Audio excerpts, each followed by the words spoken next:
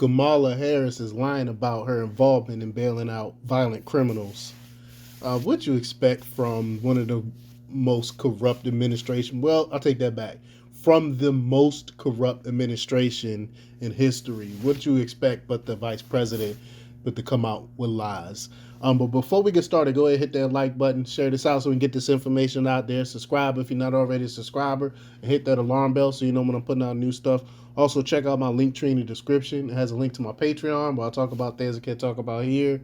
And there's also a link to my Instagram where I put out tons of news throughout the day. So check that out as well. All right, let's talk about this news. Remember when Kamala Harris openly called on supporters to help post bail for violent protesters in Minnesota during the George Floyd riots of 2020? Apparently she doesn't. In an interview with WCCO 4 News, Harris was asked about her June 2020 tweet 2 months before she was tapped as President Biden's running mate, asking followers to donate to the Minnesota Freedom Fund, MFF, which is a left-wing bail fund that aimed to get rioters out of jail following their arrests during the months-long George Floyd riots. So take a listen to her lie. I want to ask you, the Minnesota GOP is holding a press conference this afternoon to criticize you for your support a couple of years ago, before you were the vice president, for something called the Minnesota Freedom Fund that was really set up to help those who were arrested in the aftermath of the George Floyd riots, help them get out. It's since been sort of morphed into something else and has been used to help people get out who've been accused of many other crimes. Do you have any thoughts about this? Well, first of all, I am a child of parents who marched for civil rights in the 1960s in America.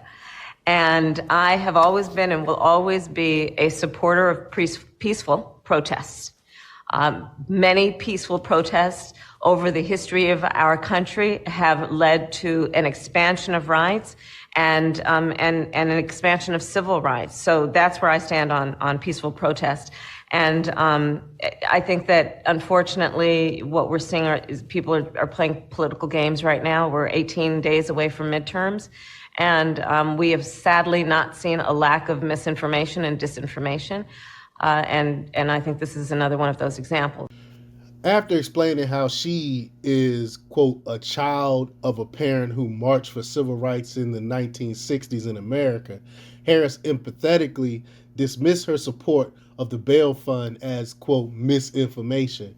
She says people are playing a lot of political games right now. We're 18 days away from the midterms, and we have sadly not seen a lack of misinformation and disinformation. And I think this is another one of those examples, the vice president said. But the VP's tweet asking supporters to post bail for violent criminals is still up on Twitter. You can look at it for yourself. And Harris is either lying to the American public about a political stance she was incredibly vocal about just 2 years ago, or she's incompetent. Both are probably true. I'm gonna go with that. Both is probably true. We know she's incompetent, and we know she's a liar. And now that polls suggest Democrats may face a bloodbath at the ballot box this November, thanks to rising crime and skyrocketing inflation, Harris has to change her tune, i.e., sound like a moderate. And we all know she's not a moderate. This means distancing herself from the mainstream Democratic position that advocates for ending cashless bail for violent criminals so they can run free on our streets. But Harris can't run from her radical policy stances. Receipts exist, or in this case, a tweet. And neither can she run away from the Minnesota Freedom Fund's disastrous legacy.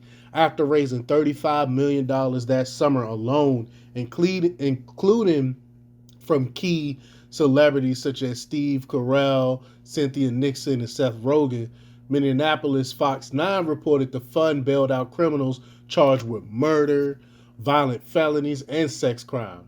Those sprung by the fund include a man who shot at the police during the riots, a woman who murdered a friend, and a twice convicted sex offender. In fact, MFF's executive director Greg Lewin said that when bailing out rioters, quote, I often don't even look at a charge when I bail someone out. I will see it after I pay the bill because it's not the point.